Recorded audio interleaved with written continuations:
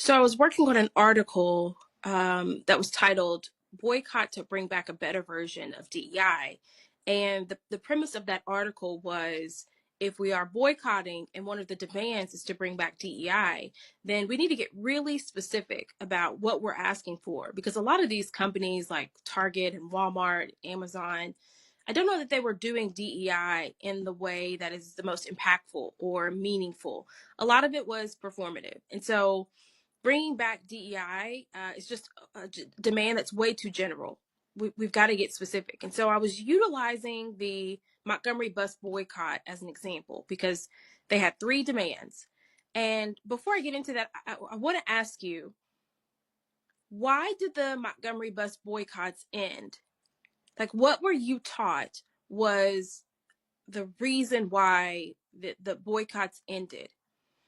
Because for me, what I've always been taught and what I've always seen is that the headline is, the Montgomery bus boycott lasted 381 days. And, there were so many people who came up with their own plans and strategies for how they were going to get around. And, the collective action and effort of a group is really what facilitated this change. And it wasn't until I started doing research on the Montgomery bus boycott and the demands of the boycott that I was like, wait a minute, something's not adding up. 1 plus 1 is not equaling 2. And so then I started to get curious. And my first question was, why did the boycotts last 381 days? Because as a business, it doesn't take 381 days to see your, revenue and income start to go down. You notice that a lot sooner. And so if you were going to make a change, you're not going to wait over a year to do that. So I thought, gosh, what happened? What's the thing that facilitated change? And so I first wanted to see what were the specific demands of the Montgomery bus boycott, and there were three. There were three demands. One was for the bus operators to treat, Black customers just with some respect, to be courteous to the Black passengers. That was the first demand. The second was that passengers are seated on a first come, first served basis, with the Black passengers still sitting in the back and the white passengers sitting up front. But the idea was that the white passengers could not demand that Black passengers give up their seat for them, should there not be any seating in their area. The third demand was that Black people were to be employed as bus drivers on the routes that were used primarily by Black people. So those were the three demands, and they modeled these demands based on kind of what other cities had done as they were demanding, fairness and equality and equity. And they saw that it worked. They did not want to, fully go for desegregation because they saw that hadn't been working. The boycotts and things that folks were doing did not lead to desegregation. And so they said, if we scale back a little bit, ask for something that is still progress, but it might not get us to that final point, then we might be able to get there. And then at some point, ask for full desegregation. But the city of Montgomery wasn't going for any of that. They didn't want to concede to any of the demands. As a matter of fact, they pushed back hard. They pushed back by intimidating. They pushed back by suing. They sued groups that created some sort of transportation system so that they could not operate.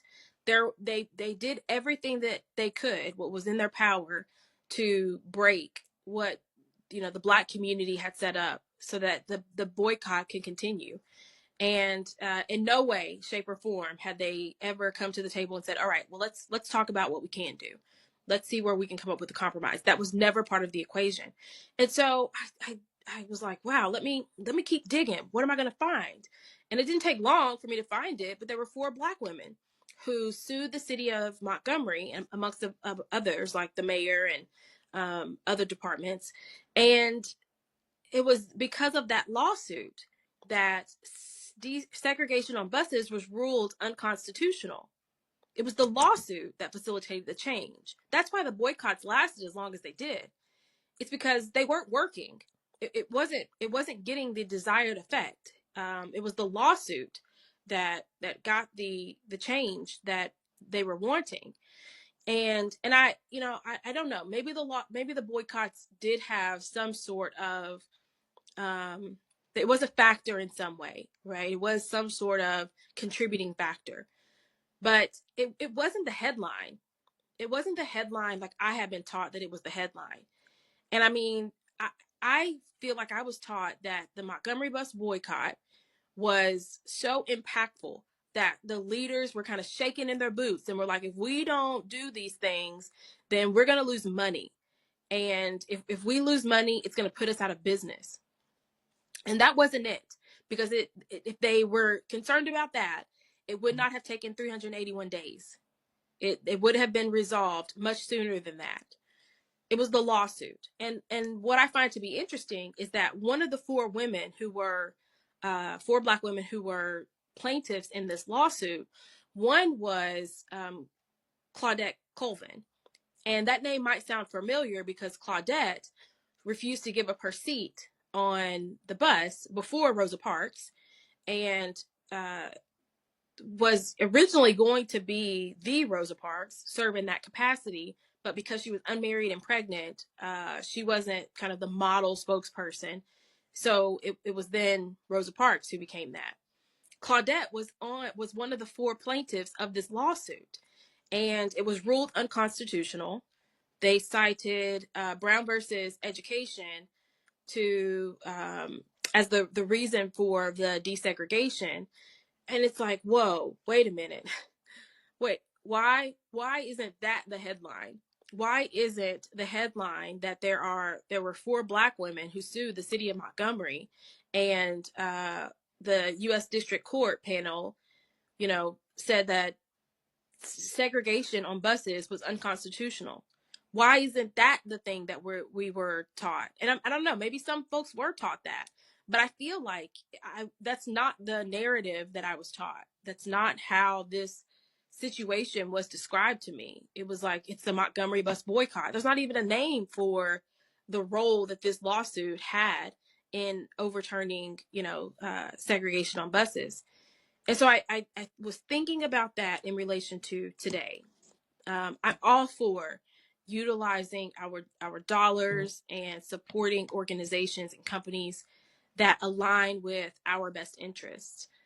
But I'm wondering, if there's no legal strategy, how effective are the boycotts going to be? Which then led me to ask, if there was no lawsuit, how long would the Montgomery bus boycotts have gone on? Because it doesn't appear, in the research that I've done, it doesn't appear that the city of Montgomery was willing to come to the table at all. So how long would the boycotts have gone on if there had been no lawsuit? I mean, so what were you taught? Were you taught that the Montgomery bus boycott was the thing that facilitated the change? Or were you taught that it was a contributing factor, that it was really the lawsuit? The Montgomery bus boycott was there to apply pressure, but it was really the lawsuit that facilitated change. What were you taught?